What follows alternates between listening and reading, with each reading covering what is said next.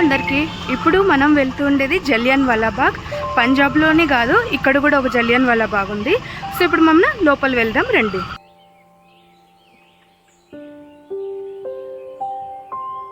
₹20 per head entry ticket. So లోపలికి వెళ్దాం రండి.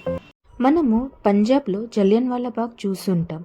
అక్కడ జరిగిన సంఘటన చాలా విషాదకరమైనది. అలా జరిగిన మరో ప్రాంతం కూడా ఉంది. అది మన కర్ణాటక ఆంధ్ర సరిహద్దులో జరిగింది. ఆ కథనే ఇప్పుడు మనం తెలుసుకుందాం. అప్పటి అనంతపురం కోలార్ జిల్లాలో సరిహద్దు ప్రాంతమైన విదురాశ్వతం అనే ఒక గ్రామం ఉండేది. 1938 ఏప్రిల్ 25న ఈ దుర్ఘటన జరిగింది. 1938 ఫిబ్రవరి 1922 తేదీల్లో గుజరాత్ ప్రాంతం సూరత్ జిల్లాలోని హరిపూర్లో జాతీయ కాంగ్రెస్ సమావేశంలో జరిగాయి. అయితే ఆ సమావేశంలోనే తీర్మాన కారణంగానే మైసూర్ ప్రదేశ్ కాంగ్రెస్ ఏర్పాటు అయ్యింది. అప్పట్లో మైసూర్ స్టేట్గా పిలువబడే ఈ కన్నడ ప్రాంతం నాల్వాడి కృష్ణరాజ్ వడియార్ పాలించేవారు. అయితే కృష్ణరాజ్ వడియార్ పాలనలో వీళ్ళు బ్రిటిష్కి అనుకూలంగా ఉండేవారు. అయితే 1938 ఏప్రిల్ 2వ వారంలో మండ్య జిల్లా శివపుర మైదానంలో మైసూర్ ప్రదేశ్ కాంగ్రెస్ కమిటీ సన్నివేశాలు జరిగాయి. దాని పేరే ధ్వజ సత్యాగ్రహ. ఈ కార్యక్రమంలో అందరినీ భాగస్థులు చేయాలి అని అనుకున్నారు. అప్పుడున్న జాతీయ పతాకాన్ని ఎగురవేయాలని అప్పటి నేతలు నిర్ణయించుకున్నారు. 1938 ఏప్రిల్ 9న సిద్ధలింగయ్య అనే జాతీయ నాయకుడు జెండాను ఎగురవేశారు. ఈ సిద్ధలింగయ్య గారితో పాటు చాలా ప్రాంతాల్లో జెండాని ఎగురవేశారు. అందుకే ఎవరెవరు జెండాలను ఎగురవేశారో వాళ్ళందరినీ పోలీస్ అరెస్ట్ చేశారు. ఎందుకంటే ఈ జెండా సత్యాగ్రహం నిర్వహిస్తే చాలామంది స్వాతంత్రం వైపు మక్కువ చూపిస్తారనేసి కాంగ్రెస్ పార్టీ అనుకుంది. అందుకే బ్రిటిష్ వాళ్ళు ఈ జెండా సత్యాగ్రహాన్ని ఎలాగైనా ఆపాలనేసి వాళ్ళు చాలా ప్రయత్నాలు చేశారు. అయితే 1930లో శివపూర్లో జరిగిన సమావేశంలో ఐఎన్సీ నాయకులు మొదటి జెండాను ఎగురవేయడానికి ప్రయత్నించారు. ఇది రూల్స్కి అగ్నెస్ట్గా పనుల్లా చేశారు అనేసి నాయకులు కూడా అరెస్ట్ చేశారు.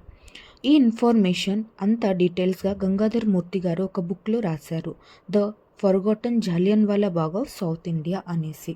అయితే ఏప్రిల్ 22, 24 డేట్స్లో జరిగే ఆ కార్యక్రమాన్ని 25కి వాయిదా పడింది.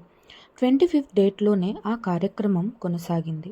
ఈ జెండాలను ఎగురవేసిన సుబ్బారావు గారు, నారాయణస్వామి గారు, శ్రీనివాసరావు గారు ఇంకా పలు జనాలను పోలీస్ అరెస్ట్ చేశారు. అప్పుడు ఆ ప్రాంతంలో విదురాశ్వత స్వామివారి రథోత్సవం జరుగుతుంది. ఆ క్రమంలో కాంగ్రెస్ నాయకుల్ని పోలీస్ అరెస్ట్ చేశారని తెలుసుకుంటూనే అక్కడ జనాల్లో ఉద్వేగం చెలరేగింది. పోలీసుల్ని రాళ్లతో కొట్టారు. దీంతో పోలీసులు రెచ్చిపోయారు. అప్పటి డిఎస్పీ ఏఎస్ ఖలీ అనే నాయకుడు నేతృత్వంలో మధ్యాహ్నం 1:30 నుంచి 5:30 గంటల వరకు జనాలపై లాఠీచార్జ్ చేశారు. అలాగే 96 రౌండ్స్ బుల్లెట్స్ కూడా కాల్చారు. అయితే ఆ బుల్లెట్స్ కాల్పుల్లో వాళ్ళ తొక్కిసలాట వల్ల అక్కడ సుమారు 100లలో జనాలు చనిపోయి ఉంటారనేది ఒక అంచనా. కానీ అక్కడ 10 మంది చనిపోయారని కృష్ణరాజు వడియార్ గారు ప్రకటించారు.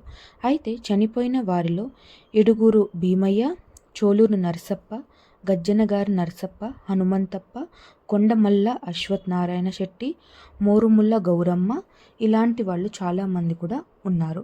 వీళ్ళలో గౌరమ్మ అనే మహిళ 9 నెలలు గర్భవతి. ఆ ప్రాంతానికి దగ్గరలోనే తెలుగు ప్రాంతమైన చోలూరు నుంచి సంజీవప్ప, సోలగాటి నరసప్ప, కారేడుపల్లి నాగమల్లారెడ్డి, కురుప మల్లేశారెడ్డి ఇలా వాళ్ళు చాలామంది చనిపోయారు. ఈ అమరవీరుల స్మారకంగా 1947 ఆగస్ట్ 15న చోలూరు గ్రామం ప్రజలు ఒక స్మారకాన్ని అక్కడ నిర్మించారు. అయితే 1939లో మహాత్మా గాంధీ చిక్బళ్ళాపూర్ సమీపంలో నందికొండల్లోనే ఈ ఘటన పైన చర్చించారు. 1939లో మరోసారి మైసూర్ ప్రదేశ్ కాంగ్రెస్ సమావేశం జరిగింది. అది కూడా ఒక విశేషం.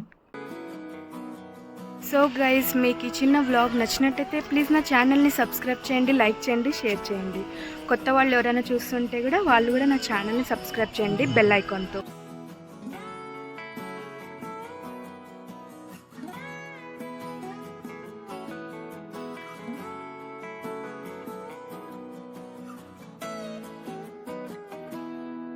సో రిటర్న్ బెంగళూరుకి గౌరీబిద్నూర్ నుంచి ట్రైన్ ఉంది.